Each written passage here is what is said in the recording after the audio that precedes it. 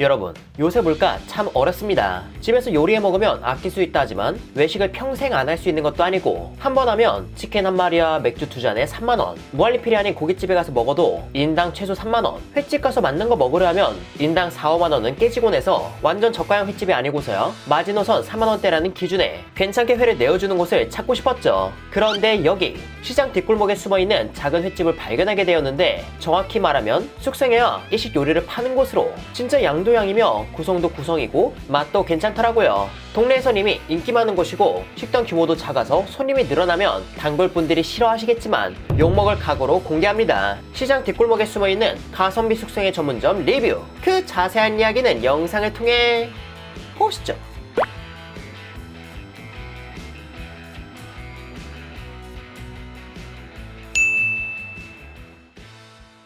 오늘 제가 찾아온 곳은 경기 고양시 일산서구 일산동에 위치한 야스미입니다. 야스미는 일식 전문점으로 다양한 일본 요리를 파는 술집 개념의 식당인데요. 그런데 이곳이 회를 정말 아낌없이 줘서 동네 분들에겐 배달, 포장 맛집으로 소문났다고 합니다. 보시는 것처럼 식당 규모가 작기도 하고 밖에서 먹는 술값이 부담스러운 분들이 포장을 이용하는 듯 싶은데 여긴 포장보다 식당에서 먹는 게 훨씬 더 잘 나온다고 해서 저는 이른 저녁 시간대에 매장으로 방문했습니다. 메뉴는 보시는 것처럼 식사부터 안주까지 골고루 있었는데 1인 업장이라 그런지 저녁 식사 메뉴도 유동적이라 적혀 있었고 보통은 모둠회를 비롯한 튀김, 초밥, 기타 안주들을 주문할 수 있을 걸로 보였죠. 일단 저는 2인으로 방문해 모둠회를 주문하려 했는데 보통 모둠회와 특 모둠회가 있어 어떤 걸 할까 고민하다가 인당 2만원에 좋은 구성을 기대하긴 어려울 것 같아서 인당 약 3만원에 해당하는 특 2인가 술을 주문했습니다. 주문을 마치고 나니 기본 안주로 보이는 음식이 나왔는데요. 이날은 마늘종 볶음, 가지 돼지고기 볶음, 그리고 중식집에서 나오는 짜사이가 제공되었습니다.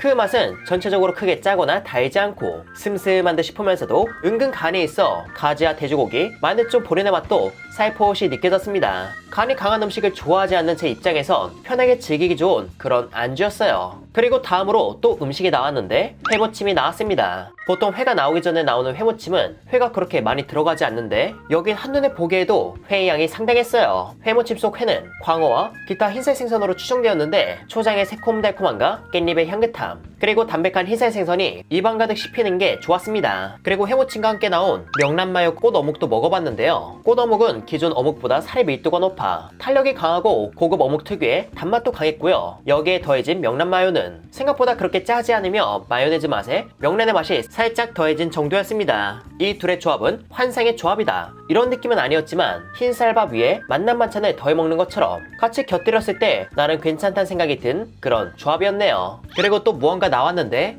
이번에 나온 건 명란 계란찜으로 푸딩과 같이 찰랑거리는 질감의 일본식 계란찜에 명란을 올린 거거든요. 일단 계란찜은 미림의 단맛과 그에 어울리는 절묘한 간이 있는데 찰랑거리는 질감 대비 이런 맛들은 선명한 편이었습니다. 그리고 여기에 더해진 명란은 이 계란찜의 맛을 해치지 않으면서 그 명란 특유의 감칠맛으로 계란찜이라는 음식의 한 방을 만들어준 느낌이었고요. 이게 생각보다 맛이 좋아서 여러분이 왔을 때에도 이 음식이 나왔으면 좋겠어요. 그렇게 나온 음식들을 하나하나 먹는데 이제 슬슬 회가 나올 때가 되지 않았나 생각하던 차에 무언가 나왔는데 이 역시 회가 아니었습니다. 이번에 나온 건 굴로 껍질을 반만 벗겨낸 흔히 석화라 불리는 굴인데요. 굴은 인당 2개씩 먹을 양이 나왔고 철의 끝을 향해 가고 있다 보니 살이 아주 잘 올라 고소함이 강렬할 걸로 보입니다. 이 굴에는 초장과 마늘, 고추가 곁들여져 있었고 여기에 레몬을 뿌려 먹어봤거든요. 이게 지방이 가득 차서 그런지 바다내음이 있음에도 불구하고 고소함 뒤에 바다내음이 살짝만 드러나 이를 힘들어서 굴을 잘 못 드시는 분도 이런 퀄리티의 굴이라면 맛있게 드실 것 같았습니다. 초장과 마늘고추는 한국인이 사랑하는 조합이라 이런 소스와 곁들임 역시 이 굴을 더 맛있게 꾸며준 듯 싶었고요. 그렇게 굴을 먹던 중 음식이 또 나왔는데 그건 돼지고기 조림으로 담백한 부위를 조린 걸로 보여 식감이 있겠구나 생각하며 먹었거든요. 그런데 이게 뭐죠?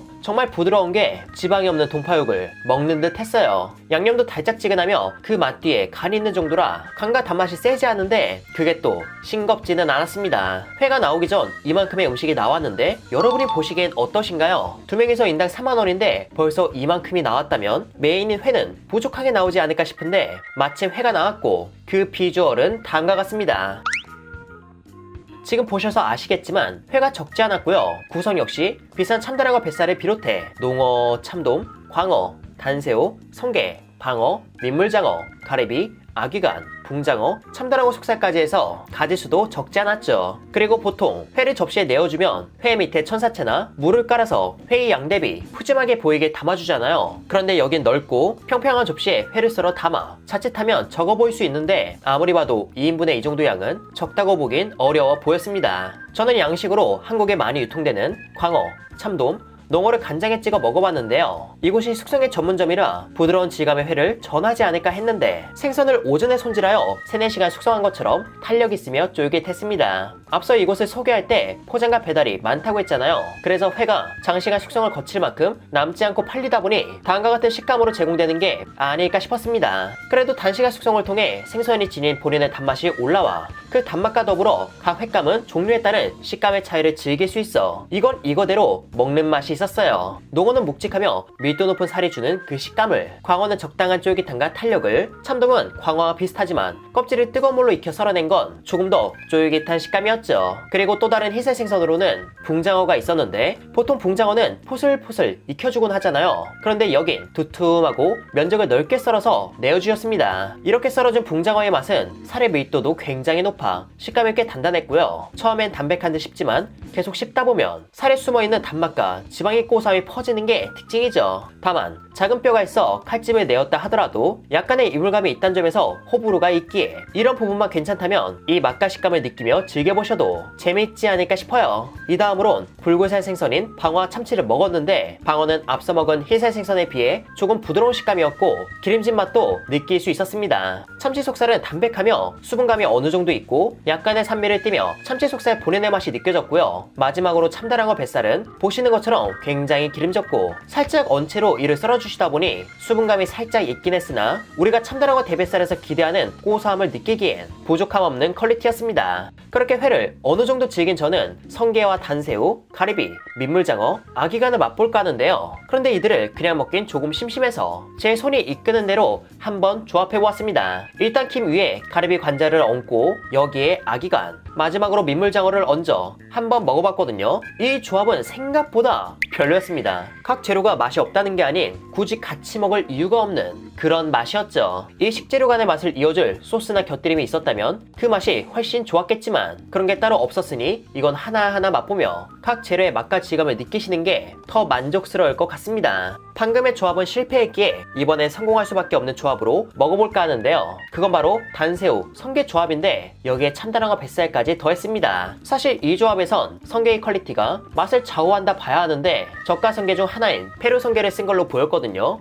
페루 성게는 명반 처리를 조금 세게 하여 목이나 젤리 같은 질감을 가지는 게 특징이고 명반을 통해 불쾌한 냄새와 쓴맛이 올라올 수도 있습니다. 다행히 불쾌한 냄새와 쓴맛은 없었지만 성게에서 우리가 기대하는 단맛도 강하지 않아서 이건 성게의 녹진함과 그 특유의 향이 단맛을 지닌 단새우에 기대어 다가온 정도로 이 조합에서 우리가 원하는 극강의 녹진한 단맛은 기대할 수 없었어요. 그래도 성게 특유의 향과 단새우의 단맛이 나름의 매력을 지니고 있었기에 고소한 참다랑어 뱃살에 마치 소스를 더한 것처럼 조금 색다르게 참다랑어 뱃살을 즐겼습니다. 그렇게 회를 모두 맛본 후 나머지 회를 먹는데 이게 진짜 양이 적지 않더라고요. 보통 회를 술안주 삼아 먹다 보니 이 가격에 이 정도 구성과 회를 내어주는 곳은 대체로 회양이 그렇게 많지 않은 편인데 여긴 진짜 많았습니다. 물론 아주 큰 사이즈의 참돔이나 농어를 쓰는 게 아니고 단새우도 국산 생물이 아니지만 앞서 나온 음식들과 이 정도 회라면 가격 대비 훌륭하다고 보았죠. 또한 지느러미 크기에서 알 수 있듯 큰 사이즈의 광어를 썼다는 점, 그리고 참다랑어 대뱃살도 있다는 부분에서 가성비가 좋다는 생각이 들었습니다. 그런데 여러분 그거 아세요? 아직 음식이 하나 더 남았다고 합니다. 회를 먹다가 또 나올 음식이 있는지 여쭤봤는데 뭔가 하나 더 있다 하시더니 잠시 후 꼬치요리가 나왔습니다. 수분감 많은 베이컨을 감싼 토마토를 꼬치에 꽂아 구워서 주셨거든요.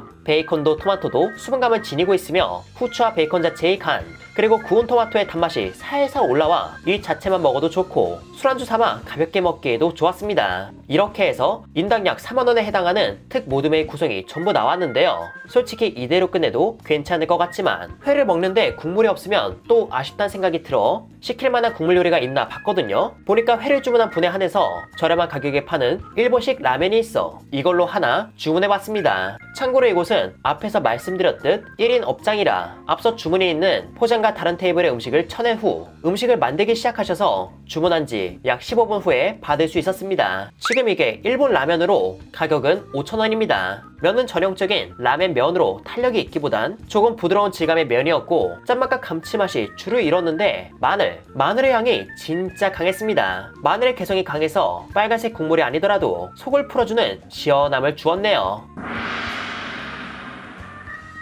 이렇게 해서 저는 일산시장 뒷골목에 숨어있는 야스미에서 알차게 음식을 즐겼는데요. 이곳의 음식은 대체로 짜거나 자극적이지 않지만 맛은 또 있어서 저처럼 담백하게 먹는 걸 좋아하시는 분들 입에는 특히 잘 맞을 거라 보았습니다. 그리고 가격이 저렴하다고 해서 음식의 퀄리티가 막 떨어지는 게 아닌 판매 가격 안에서 최대한 좋은 걸 준비해 주셨다는 점도 마음에 드는 부분이었고요. 이곳은 숙성회가 메인이고 이런 숙성회는 재료의 수급 상황에 따라 구성이 달라질 수 있는 거 아시죠? 그래서 제가 리뷰했던 것과 똑같지 않게 나올 수 있고 오히려 제가 먹었던 것보다 더 잘 나왔다고 느껴지는 구성일 수도 그렇게 느껴지지 않을 수도 있어요. 이런 부분이 걱정이라면 이곳의 최신 블로그 리뷰와 쿠팡이츠 후기를 보시고 대략적으로 이런 구성을 내어주시는구나 라고 확인 후에 방문하시면 구성적인 부분에 대한 걱정은 조금이나마 덜 수 있을 걸로 보입니다. 회 말고 다른 음식의 구성도 날마다 차이가 있다는 점 이 부분도 참고해 주시고요. 소주와 맥주도 팔아 주류 필수더라도 큰 부담이 없고 주류 주문이 곤란하다면 포장으로 이곳을 즐겨보셔도 좋을 것 같습니다. 참고로 이곳은 1인 업장이라 손님이나 포장이 몰리면 주문이 불가능하거나 대기가 길어질 수 있기에 금요일이나 주말과 같은 때엔 일찍 포장 주문을 하거나 오픈런으로 방문하시길 바랍니다. 이렇게 해서 회사랑은 이만 인사드리도록 할게요. 그럼 여러분들